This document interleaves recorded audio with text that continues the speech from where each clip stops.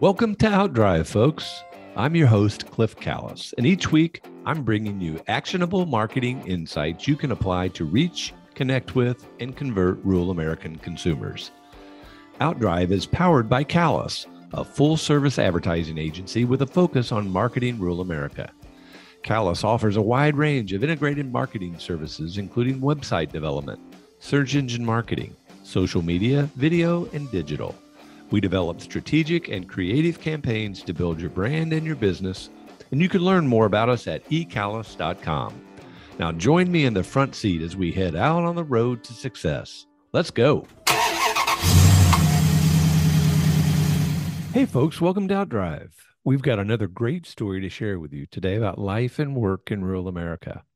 One of the things I enjoy most about what I do is the opportunity to meet and get to know people. You know, we in the advertising business are really in the people business. So having that as an interest and passion works well for me. But it goes well beyond business. Many of the people I get to know through my work, whether it be clients, influencers, or media, go on to become my friends. And that leads us to our guest today. I first got to know Gary Slater when he became the director of the Missouri State Fair. The fair had been our client for a couple of years, and Gary and I hit it off pretty quick. Besides our mutual interest in attracting people to the fair, we also share an interest in Mizzou, Lake of the Ozarks, golf, and Missouri agriculture. Gary grew up on a farm in eastern Missouri, and after serving as the director at the Missouri Fair for 4 years, he went on to a long career as a director of the Iowa State Fair, and we stayed in touch. Stay tuned for Gary's insight into entertainment marketing and media and why retirement at the Lake of the Ozarks is pretty great. Welcome to Outdrive, Gary. Well, good morning. I tell you, this is a good program that I've been excited about talking with you about, just because you and I have been friends for a long, long time, and we've worked together off and on throughout the years, and I think it'll be just very interesting.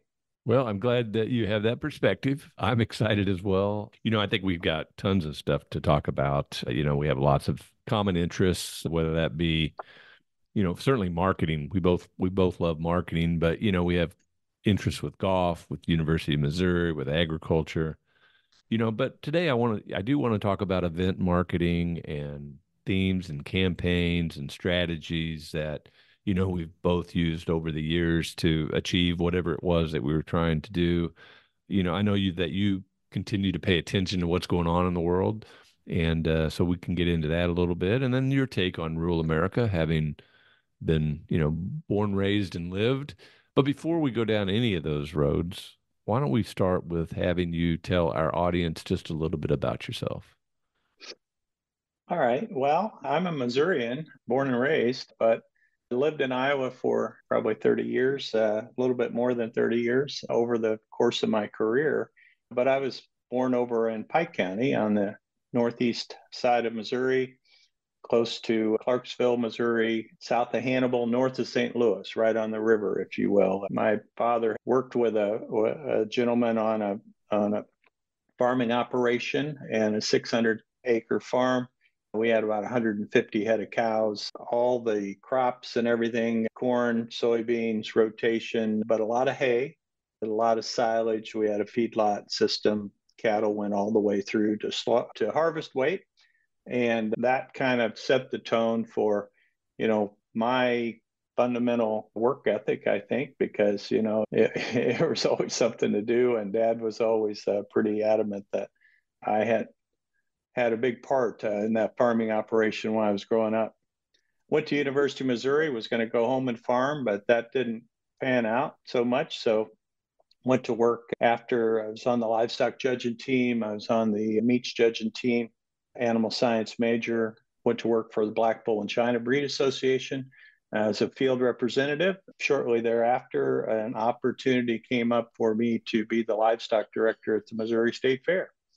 And took that, was with the Department of Agriculture kind of in Jeff City some and at the fair some in the marketing side of that for next 5 years.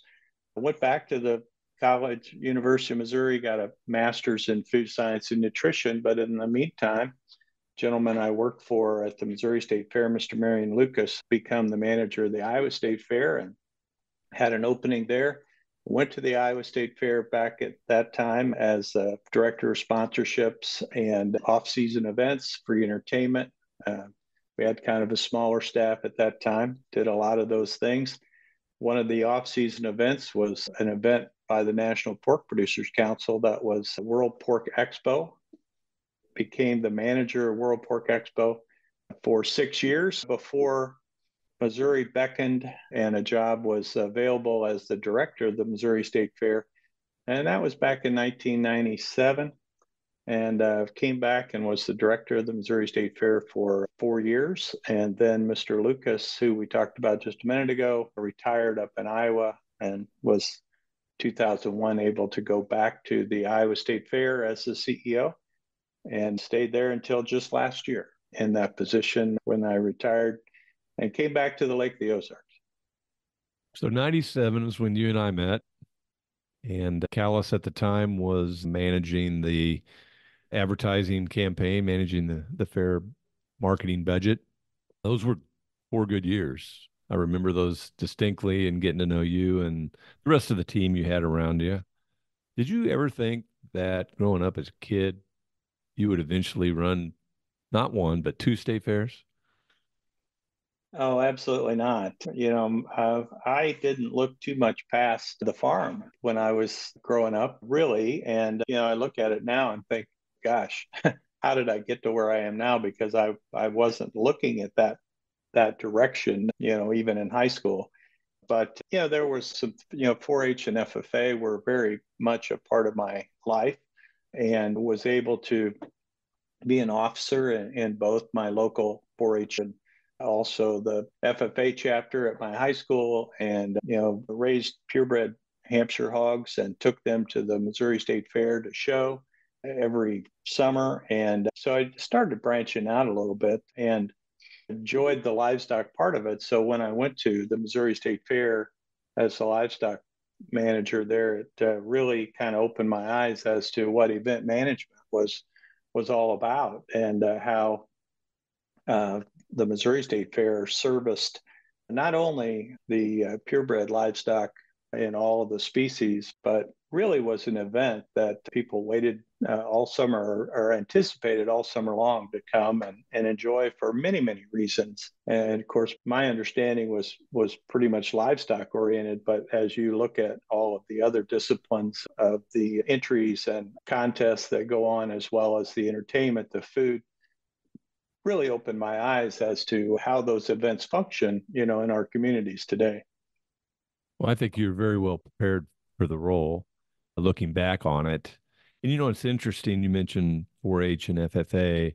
That's kind of a common theme running throughout a lot of the guests that we have on our program. And those programs, those organizations, just like others that we have out here in the country, really do instill a value system into people that they probably don't get any other way.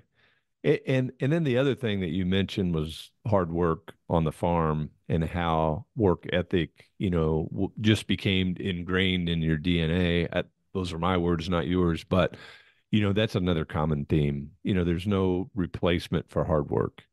And looking back at your career from my perspective, certainly you worked hard to get where you were. It was, and it seems like one thing set up, my opportunity to go to the next thing. And as I branched out, and the my time at the Iowa State Fair in terms of free entertainment, gosh, we branched out in thinking that free entertainment was just as important as grandstand entertainment. Well, a lot of people took the free entertainment for granted until we were able to get sponsors and give that bigger name entertainment for free. And I remember probably back in 1989 or 90, Patty Loveless, we had her on a free stage, and she was one of those that we booked, and it wasn't all that much of a hit. But by the time the fair got there, oh gosh, we had 5,000 people around the free stage watching a free concert. And, those things just started shaping, my idea of what event management was all about, and how important those things are to people's lives. both here at the Missouri State Fair and at the Iowa State Fair as well. And then going on to the National Pork Producers Council, well, that was more of a nationwide event being held on the fairgrounds in Iowa and Illinois, Indiana.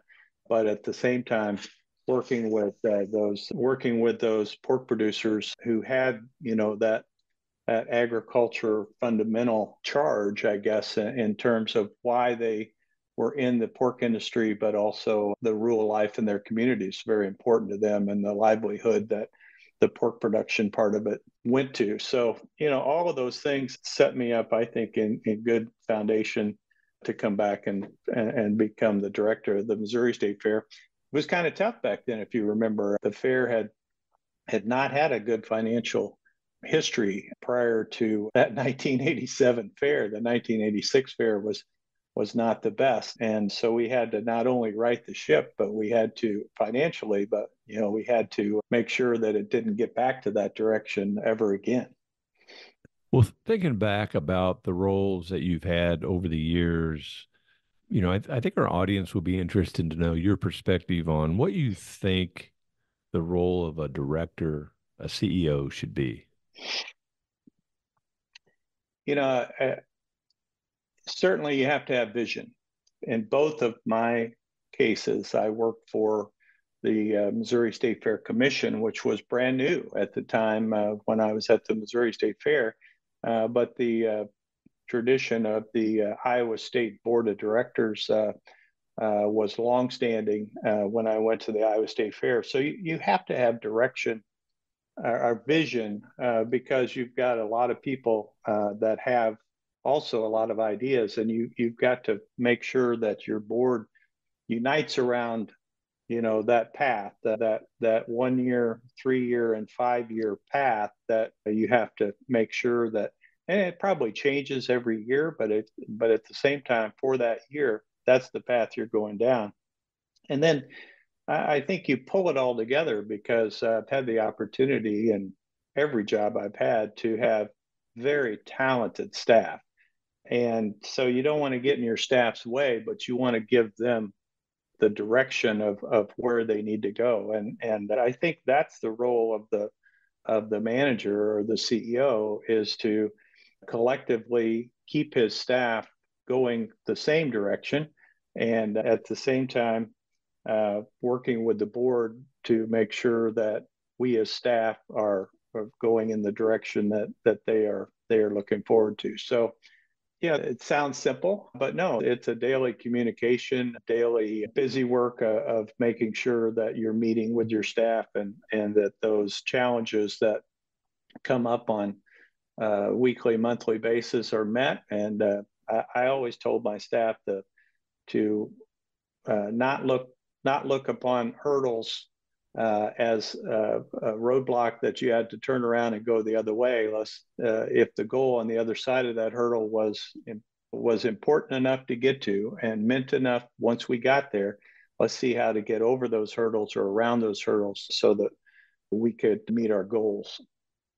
Well, I think that's a great perspective. Empower people, get out of the way, let them do their jobs, be there for them when they need you or when they need assistance or support. Show them the way and get them on board. Let them ride with you. It's funny around here. I don't hear it as much as I used to, but they used to call me the Teflon man around here because I was pretty good about delegating. And I think delegation is a pretty important part of running an organization and letting people make decisions and have responsibility and have authority, be accountable, but let them, be a part of the success, drive the success, really. Well, looking back, I think about the 4 years you were here, the many years you were in Iowa. As you look back upon those things, and even today, what are some of your favorite things about those fairs? Oh gosh, from the Missouri State Fair perspective, I've short time, really 4 years may not have seemed as short at the time, but I look back at it now, it was very short. But making sure that we had a successful fair both financially and from a community standpoint, doing that, bridging those gaps between, well, let's just say the community of Pettis County and the city of Sedalia, making sure that those entities wanted to partner with the fair and make sure that those things were in congruence with each other as we went along. So you making those acquaintances and partnerships a priority in that, so that togetherness. And then, as you know, some of my favorite parts of the livestock shows at the Missouri State Fair, the horse show, one of the best horse shows in the Midwest on the gated side, and certainly the draft horse show, probably my favorite.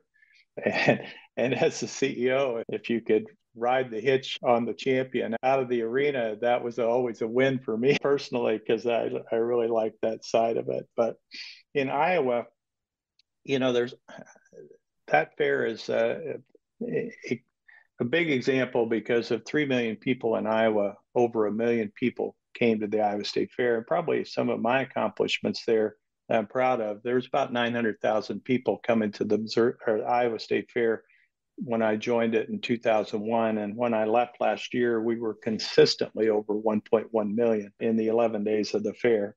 It appeals to people broad and wide, old and young, and lots of different things. That you may only have 15 people playing checkers on a second Thursday morning on the porch of the administration building, but you had 5,000 people watching the Queen contest as the Queen was crowned from 103 counties, each one of them sending a representative to the fair, and you had 5,000 people watching to see which young lady was crowned.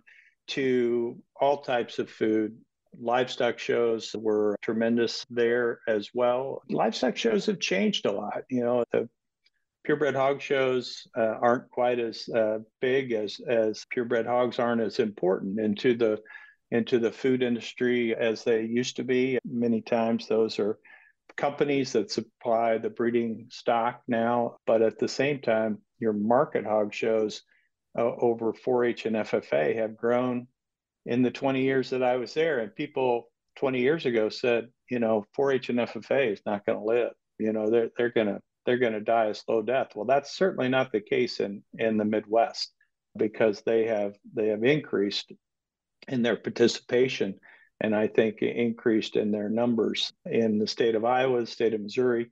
As I watched their national convention out in Indianapolis, they had just a tremendous number of young men and women that are involved in the FFA convention anyway. And I think 4-H follows that as well. But just to not to ramble on too much, but they're again proud of the free entertainment, the construction that we were able to fix up the fairgrounds. The aging structure at the Iowa State Fair needed a lot of help. And while I was there in conjunction with the foundation, the Iowa State Fair Blue Ribbon Foundation, we raised $110 million in a public-private partnership. Now, part of that came from the state of Iowa in terms of the infrastructure, probably about 60% of that. And then the other 40% came from private donors. And we called it a public-private partnership because the legislature liked donating to, or like providing funds for infrastructure upkeep to something that the public enjoyed. And when you have a growing number of attendants and growing number of private donors, well, that was kind of a no-brainer for the legislature to continue to fund for the upkeep of the Iowa State Fairgrounds. So those are some of the things that I was proud of. We're able to have a tremendous grandstand show from everybody from Chris Stapleton a couple of years ago to Slipknot a couple of years ago, Motley Crue. We always started the fair with a Christian show. So, those are the things that, I kind of look at as being the highlights of that. Heck, we set a Guinness World Book of Record not too long ago for the bag or cornhole tournament, having almost 500 teams competing in one afternoon at the Iowa State Fair. And then another record that, Cliff, you'll be interested in. and this is a self-proclaimed, but we had almost 11,000 people in the grandstand one Saturday morning chomping down on a corn dog at the same time. So That's not a awesome. Guinness book, not a Guinness Book of Record, but we'll always think it's a big record. It's a big record. It's a lot of fun. Well, as I think back about when we worked together during the late 90s, you were always very much involved in the marketing of the fair. There again, kind of giving us that vision, that direction for where you thought things ought to go and certainly permeating all the way through the marketing campaigns.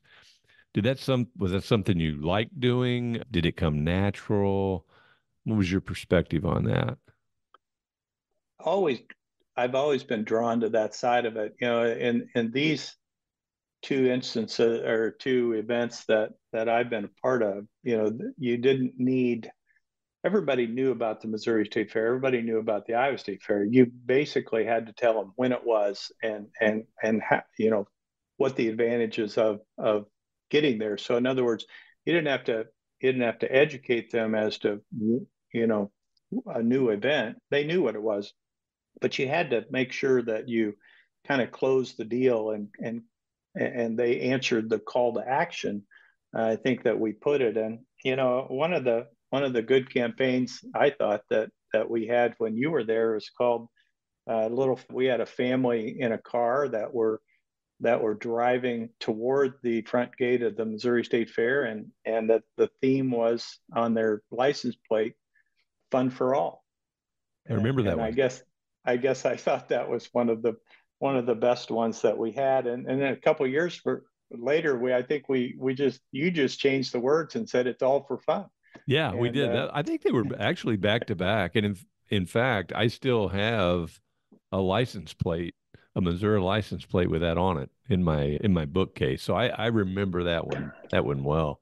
Well, what were some other favorite campaigns that you recall from over the years? Because I know you had some good ones up in Iowa as well. well, we really did. We had everything from we had a 3-year theme going up to our 150th anniversary of the big one in a million, and still the one was the 150th anniversary. Iowa's favorite fair was one. You gotta love it. I think that was kind of a fun one. State Fair time was a theme that we had at the Iowa State Fair. Nonstop fun was another one, but probably the one that I think, well, happiness is the Iowa State Fair. That one was always good, but probably the one that I thought was the best one, and we continued to use it.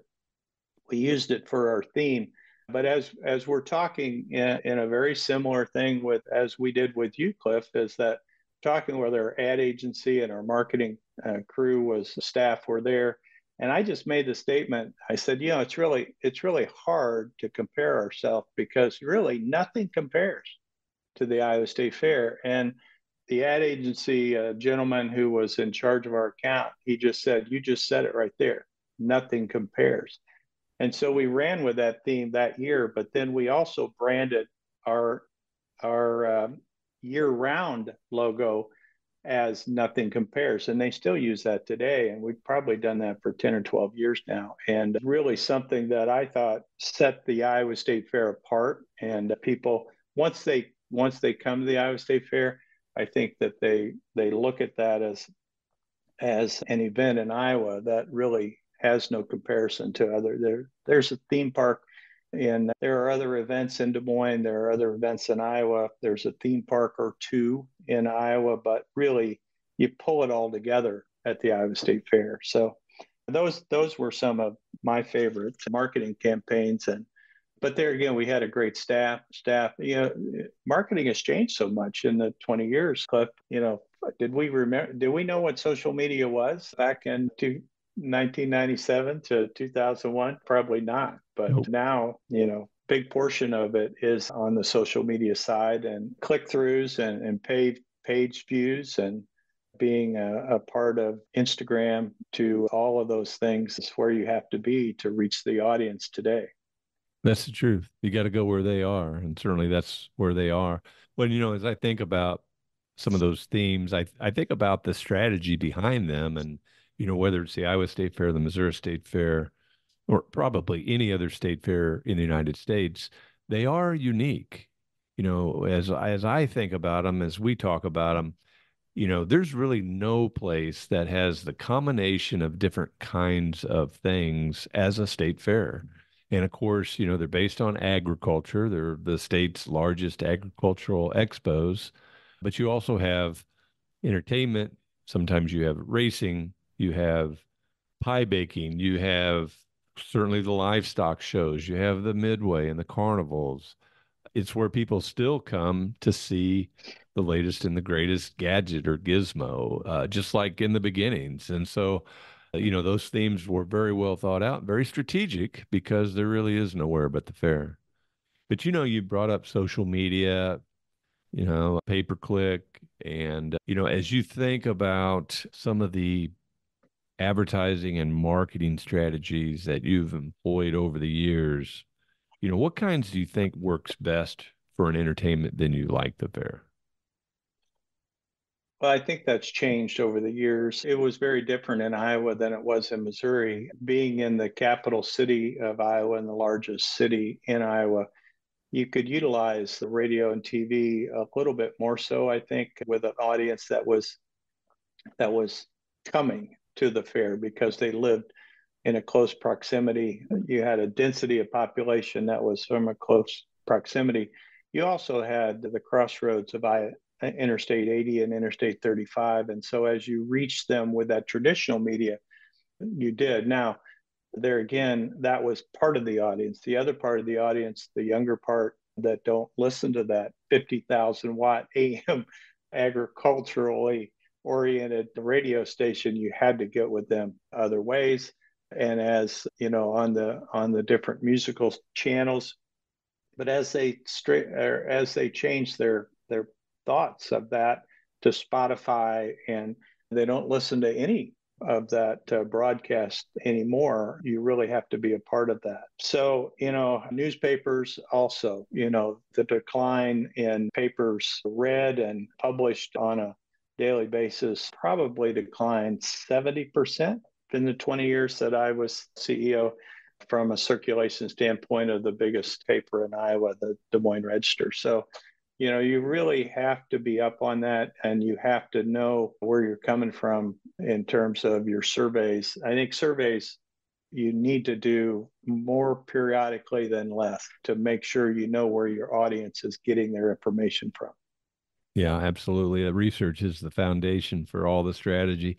I read some information over the weekend, and it was a research study, and they were talking about the changes and increases in media and where it was going and where it's not going. And certainly you have, identified that. It said that, YouTube was number one in terms of where more advertisers were going to be increasing their media spend in the coming year. TikTok was number two, which continues to amaze me, but it's just so powerful.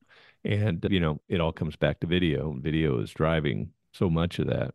Well, what other kind of cool marketing things are you seeing out there? Maybe not even related to state fairs, but just cool things that you see marketers doing that you think are pretty effective.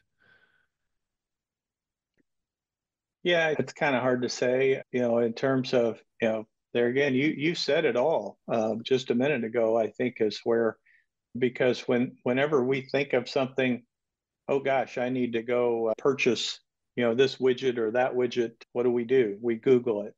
And then you have everybody from Amazon to all the other companies that have 15 of those widgets, and you have to sort through them and have a YouTube video or two to tell you the advantages of one versus the other. So, that is where it's at in terms of how people compare things and want to know the ins and outs of something before they purchase, I think. And then it's so easy just to click two or three times, and it's headed to you by way of carrier momentarily, it seems like. So I think that's it. I do see the events, and we're coming into festival season and lots of different events held over the state of Missouri.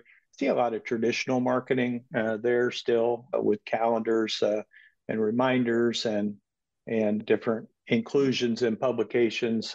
So I think that's still important. But being out there in the social media is probably you can't you can't not be there as well. That's true. And they all still work. It's just a matter of, and you said it earlier, finding people where they are. If your audience is in a certain place consuming a certain media, that's where you have to be to reach them. And so using research to understand your audience, knowing which media connects with them, and then utilizing is the way to go. You mentioned festivals in Missouri, and I know now that you are retired, living at the Lake of the Ozarks. Is Have you found the perfect lifestyle? Well, it's not bad. I will tell you that. You need to come down and join me. As I tell people, I try to take about a 4 mile walk every morning and it's around the lake and the lake's beautiful whether it's sunny or cloudy either one. The only time I don't like it's when it's a little bit too cold, but it it certainly doesn't disappoint. And we found that the Lake of the Ozarks, there are a lot of people just like us here. We've met some new friends. We're active in St. Pat's Catholic Church, and I've been helping with the Mary Mother of the Church Shrine that's right next to St. Pat's there in Laurie, Missouri, since I've been down here. So that's keeping me busy. And over the years, and I probably am remiss because I've waited through all of these minutes before I said that, but I've been blessed to have a great family and raise three kids running around the Iowa State Fairgrounds, and they're all out of the house and productive and soon to be grandma and grandpa in another month, our oldest, Madeline. So we're excited about that. And, I think we're ready for that because we are retired here and not too far from where they all live. That's nice. So you've had a place at the lake for many years. I know you went back and forth to Iowa every chance you got. Now you're there pretty much full time. What changes have you seen over the years? Here at the lake, Yes. we live on the west side, maybe the sleepy side, but certainly, few years ago, or quite a number of years ago, when the toll bridge was built, that opened up the west side a little bit. And there are a lot of opportunities for you. Sometimes you have to go to the Osage Beach side to find those, but now it's easier because of the toll bridge. And I can't call the toll bridge in 2 more days because the toll is ending, and the Community Bridge Foundation is giving the bridge to the state of Missouri at that time, and there won't be any more toll. So I think that'll continue to change too, because there are people that need to go back and forth every day that probably didn't use the bridge because of the toll price and they went around through Camdenton or wherever. But now, with it being free, I think that will increase the traffic coming through into Sunrise Beach and Laurie. Hmm. Yeah, that's a Uh, big deal. I mean, I don't know what the numbers are, but it has to be astronomical, the amount of revenues that they've generated over the years, which has gone back into improving, the entire area.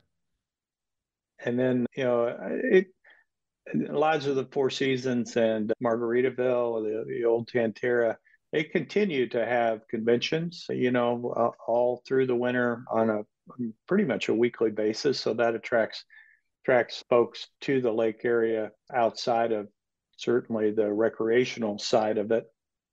And then over next to the Grand Clays Bridge, there's a $300 million theme park being built as we speak that will have a 400-bed Marriott hotel with it. So, that I think is slated to be open about a year from now.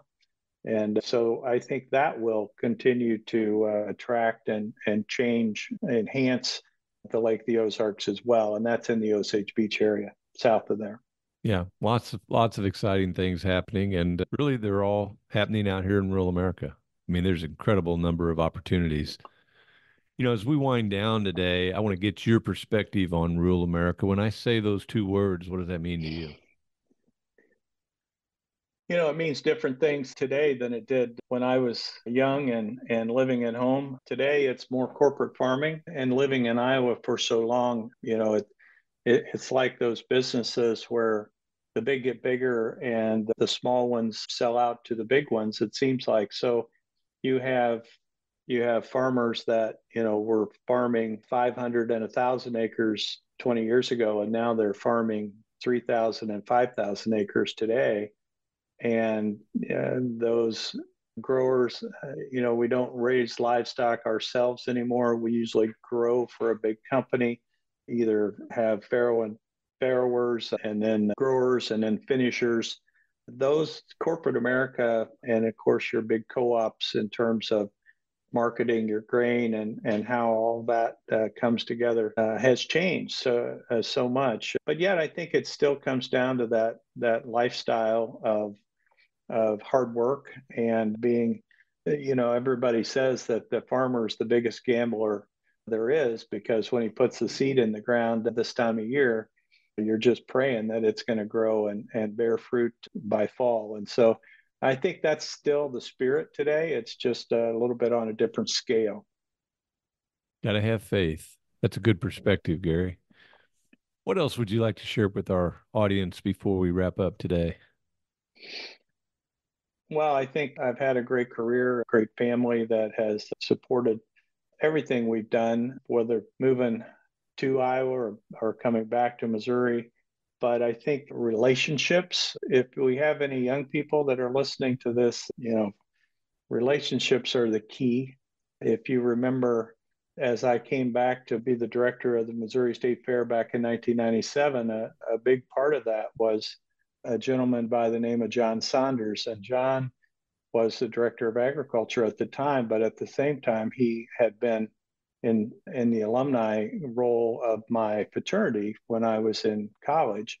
And so I got to know him, and he kept up with my career over the years. He was part of the National Pork Producers Council board for a while, and when there was an opening at the Missouri State Fair for a director, reached out to me and said, "Hey, Missouri boy, come home. We need you." So, those types of things are, I think, a lesson learned in terms of relationships and how they can help you down the road. And you never know when, because life has a way of giving you surprises sometimes, and hopefully they're good surprises. That's great insight. You never know. My favorite phrase of all time. Gary, thanks for being with us today. Thanks, Cliff. It's always a pleasure to catch up with you. And you and I will have to see if our golf games have improved any since we've been out there. We will do that. Folks, thanks for listening to Outdrive. I hope you've enjoyed our visit today with Gary Slater.